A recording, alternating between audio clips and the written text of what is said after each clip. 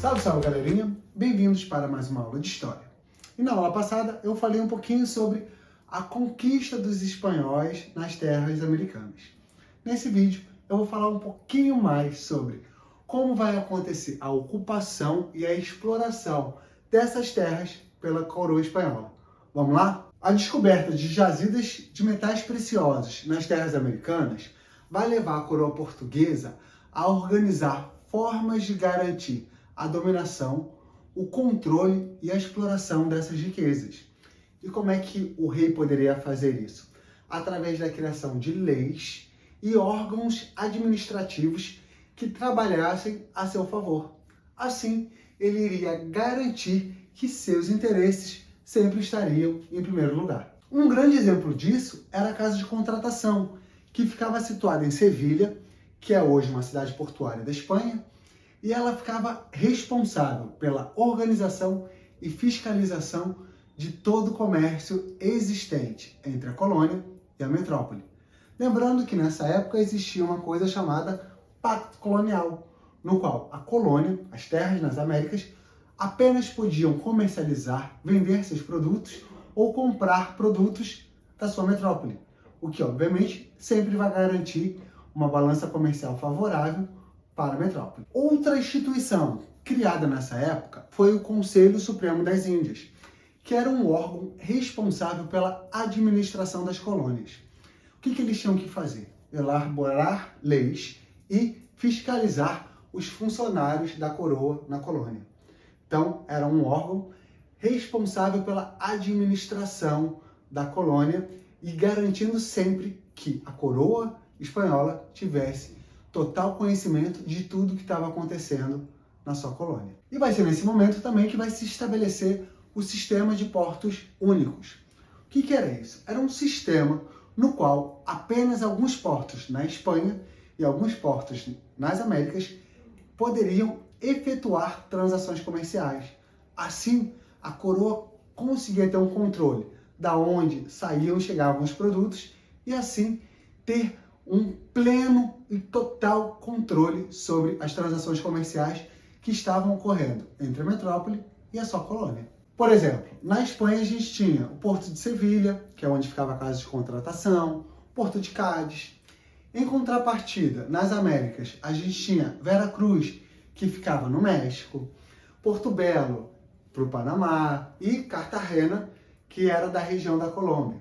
Então, quando se estabelece apenas alguns portos para a entrada e saída dos produtos, a coroa consegue ter um controle maior sobre as transações comerciais.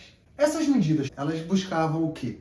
Garantir o controle e a dominação sobre as terras, a exclusividade comercial e o acúmulo de riquezas. Tanto é que tanto a Espanha quanto Portugal, nesse período, se tornam grandes potências porque eles conseguem acumular muitas riquezas. E uma questão que a gente tem que levar em consideração é que, com a ocupação e o desenvolvimento da exploração dessas novas terras, o Império Espanhol se tornou gigantesco. Eram muitas terras, uma grande quantidade de terras, sob domínio de um único rei. Então, o Estado espanhol decide pela criação de vice-reinos. É como se ele pegasse essa grande expansão, esse grande e vasto território e dividisse em vários pequenos reinos. E aí ele decide o seguinte, ele escolhia em cada lugar quem seria o vice-rei. Ou seja, é como se ele escolhesse seus representantes para governar aqueles territórios. Mas, obviamente, que esses vice-reis teriam sempre que responder à autoridade máxima, que era o rei da coroa espanhola. E, obviamente, que essa subdivisão em vários vice-reinos ajudava a coroa portuguesa a organizar, ocupar e administrar essa imensidão de terras. Localmente foram criados os cabildos, que era uma espécie de câmaras municipais. E quem atuava nessa esfera política nesse momento? Os chapetones, que eram sempre os privilegiados nessa sociedade. Por quê? Eles eram os homens brancos nascidos na Espanha. Então eram funcionários e colonos que estavam aqui na América, mas que tinham sua descendência europeia. Eles nasceram na Europa. Eles eram espanhóis.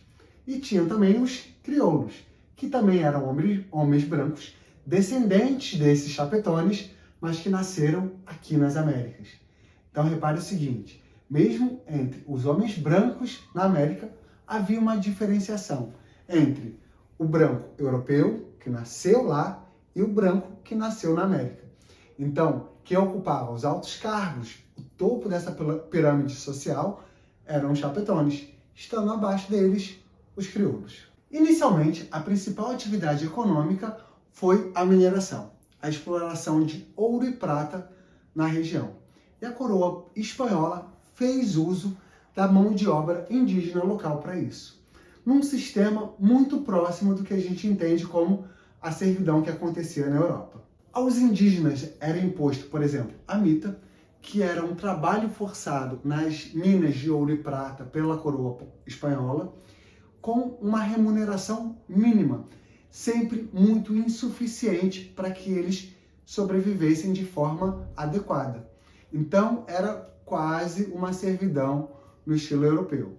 Uma outra ação era a encomenda, na qual a coroa espanhola autorizava os colonizadores a forçarem ao trabalho esses nativos, desde que os colonos cristianizassem essas populações.